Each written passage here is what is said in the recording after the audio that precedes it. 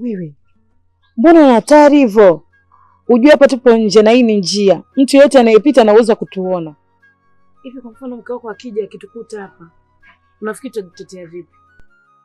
Laiti ungejua burudani ninayoisikia hapa, ungeniacha walau hata kwa dakika 5 tu. Yaani napata feeling ambayo sijawahi kuisikia kwenye maisha yangu. Niache walau nimalizie burudani basi. Bwana, hebu niache bwana. Mimi sitaki matatizo ujue. Hapa sehemu tulipo mtu yeyote anaweza kutuona. Sio vizuri, una mwanamke wako.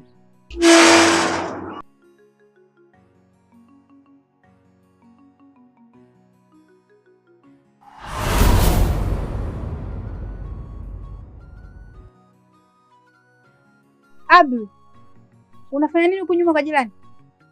Sinajiangalia au? Kujiangalia? Yaani umeacha vioo vyote kule nyumbani, umekuja kujiangalia huko kwa jirani? Ndani sikuna vioo wewe?